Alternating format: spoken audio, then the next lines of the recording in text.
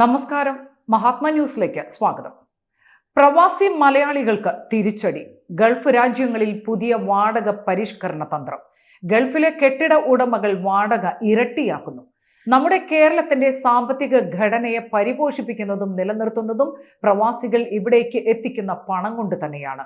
20 ലക്ഷത്തിലധികം മലയാളികളാണ് ഗൾഫ് രാജ്യങ്ങളിൽ ജോലി ചെയ്യുന്നത്. ഓരോ മാസവും 5000 കോടിയിലധികം രൂപ പ്രവാസികൾ കേരളത്തിലെ ബന്ധുക്കളിലേക്ക് ഒഴുക്കുന്നുണ്ട്. കോവിഡ് ബാധയ്ക്ക് ശേഷം ഗൾഫ് രാജ്യങ്ങളിലടക്കം തൊഴിൽ നഷ്ടവും ദുരിതവും പ്രവാസികൾ അനുഭവിച്ചിരുന്നുവെങ്കിൽ ഇപ്പോൾ ഒരു പുതിയ പ്രതിസന്ധി ഗൾഫ് രാജ്യങ്ങളിലെ മലയാളികൾക്ക് മുമ്പിൽ വന്നുപെട്ടിരിക്കുകയാണ്. ഗൾഫ് രാജ്യങ്ങളിൽ ഏറ്റവും കൂടുതൽ ജനസംഖ്യയുള്ള രാജ്യം ദുബായ് ആണ്. ഇവിടെയാണ് ഏറ്റവും കൂടുതൽ മലയാളികളും പ്രവാസികളായി ജീവിതം നയിക്കുന്നത്.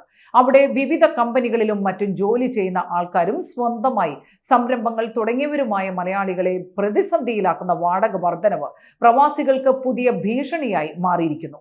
ഗൾഫ് രാജ്യങ്ങളിലുള്ള സ്ഥാപനങ്ങളും കെട്ടിടങ്ങളും ഫ്ളാറ്റുകളും മറ്റും അറബികളുടെ നിർമ്മിതികളാണ്. ഇത്തരം കെട്ടിടങ്ങളിലും മറ്റും സ്വന്തമായി ബിസിനസ് നടത്തുന്നവരും മറ്റ് കമ്പനികളിൽ ജോലി ചെയ്ത് ഫ്ളാറ്റുകളിൽ വാടകയ്ക്ക് താമസിക്കുന്ന ആൾക്കാരുമായി 10,000-കണക്കിന് മലയാളികൾ ദുബായിലുണ്ട്. ഇത്തരം പ്രവാസി മലയാളികൾ നൽകി വന്നിരുന്ന കെട്ടിട വാടക വർദ്ധിപ്പിക്കുന്നതിന് പല തരത്തിലുള്ള തന്ത്രങ്ങളാണ് അറബികൾ നടത്തുന്നത്. നിലവിൽ മലയാളികൾ നൽകിക്കൊണ്ടിരിക്കുന്ന വാടക ഇരട്ടിയോളമായി വർദ്ധിപ്പിക്കുവാൻ ഉടമ ആവശ്യപ്പെടുകയും അതിന് തയ്യാറായില്ലെങ്കിൽ നിലവിലുള്ള നിയമപ്രകാരം കെട്ടിടം ഒഴിയുന്നതിന് നോട്ടീസ് നൽകുന്ന രീതിയുമാണ് അറബികൾ തുടർന്നു വരുന്നത്. ഗൾഫ് രാജ്യങ്ങളിൽ നിലവിലുള്ള നിയമങ്ങൾ പ്രകാരം വർഷത്തിൽ ഒരു തവണ വാടക പരിഷ്കരണത്തിന് അവകാശമുണ്ട്. എന്നാൽ ഈ വർധനവ് ഒരു നിശ്ചിത ശതമാനത്തിനപ്പുറം കടക്കാൻ പാടില്ല എന്നും നിയമമുണ്ട്.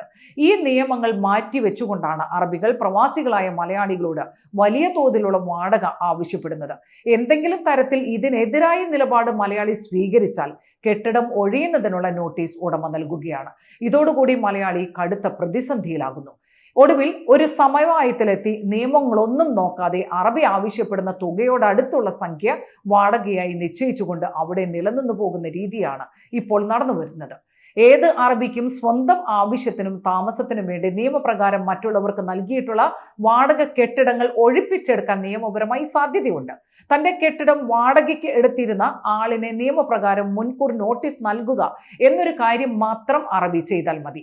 നിയമപ്രകാരം പറഞ്ഞിട്ടുള്ള കാലാവധിയിലല്ലാതെ മുൻകൂർ നോട്ടീസ് നൽകിയാൽ വാടകക്കാരൻ കാലാവധിക്ക് ശേഷം കെട്ടിടം ഒഴിഞ്ഞു കൊടുക്കുക എന്നുള്ളതല്ലാതെ മറ്റു മാർഗങ്ങൾ വേറെയില്ല. ഈ സൗകര്യം ഉപയോഗപ്പെടുത്തിയാണ് ദുബായ് അടക്കമുള്ള സ്ഥലങ്ങളിൽ അറബികളായ കെട്ടിട ഉടമകൾ അന്യദേശക്കാരെ സാമ്പത്തികമായി പിഴിയുന്നതിനുള്ള തന്ത്രങ്ങൾ പ്രയോഗിച്ചുകൊണ്ടിരിക്കുന്നത്. കോവിഡ് ബാധ ലോകമെമ്പാടും ഉണ്ടായ ശേഷം ആഗോളതലത്തിൽ വ്യാപാര വ്യാവസായിക മേഖലകൾ തകർച്ച നേരിട്ടുകൊണ്ടിരിക്കുകയാണ്. ഗൾഫ് രാജ്യങ്ങളിൽ പലതരത്തിലുള്ള പുനർനിർമ്മാണ പ്രവർത്തനങ്ങളും നടന്നു വരുന്നുണ്ട്. അറബ് രാജ്യങ്ങളിൽ ഭരണകൂടം നേരിട്ടും സ്വകാര്യ കുത്തക കമ്പനികൾ വഴിയും വികസന പ്രവർത്തനങ്ങൾ കാര്യമായി പുരോഗമിച്ചിട്ടുണ്ട്. എങ്കിലും കോവിഡ് ബാധയ്ക്ക് ശേഷം എല്ലാ രംഗത്തും ശമ്പളം വെട്ടിക്കുറയ്ക്കൽ പ്രാബല്യത്തിൽ വരുത്തിയത് ഇപ്പോഴും തുടർന്നുകൊണ്ടിരിക്കുകയാണ്. ഇതാണ് മലയാളികളായ പ്രവാസികളെ കൂടുതൽ വിഷമത്തിലാക്കുന്നത്. കോവിഡ് കാലത്ത് ഉണ്ടായിരുന്ന ശമ്പളമെങ്കിലും നൽകുന്നതിന് ആവശ്യം ഉന്നയിച്ചാൽ കമ്പനി ഉടമകൾ വ്യവസായം തകർച്ചയിലാണെന്നും താല്പര്യമെങ്കിൽ പിരിഞ്ഞു പോകാം എന്നുള്ള നിർദ്ദേശങ്ങൾ മുന്നോട്ട് വയ്ക്കുന്നു. ഈ ദുർഘട അവസ്ഥ ഉണ്ടാകുമ്പോൾ എങ്ങനെയും കിട്ടുന്ന ശമ്പളം വാങ്ങി അവിടെ തന്നെ തുടരുന്ന തീരുമാനത്തിലേക്കാണ് പ്രവാസി മലയാളികളും എത്തിയിരിക്കുന്നത്. വരുമാനം കുറഞ്ഞുകൊണ്ടിരിക്കുമ്പോഴും ചെലവിന്റെ കാര്യത്തിൽ വർധനവ് ഉണ്ടാകുന്നതാണ് പ്രവാസി മലയാളികൾക്ക് പ്രതിസന്ധിയായി മാറിയിരിക്കുന്നത്.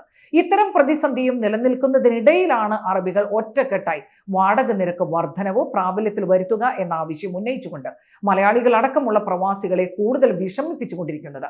ലക്ഷക്കണക്കിന് മലയാളികളാണ് ഗൾഫ് മേഖലയിൽ തൊഴിൽ ചെയ്ത് കുടുംബം പുലർത്തിക്കൊണ്ടിരിക്കുന്നത്.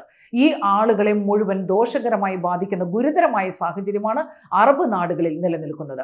ഭരണകൂടത്തിന്റെ തീരുമാനമല്ലാതെ കെട്ടിട ഉടമകളായ അറബികളുടെ നിയമപരമായ അവകാശം പോലെ നടപ്പിൽ വരുത്തുന്ന വാടക വർധനവ് തടയുന്നതിന് സംസ്ഥാന സർക്കാരിന് പോലും ഒന്നും ചെയ്യാൻ കഴിയില്ല എന്നതാണ് ഇവിടുത്തെ വാസ്തവം.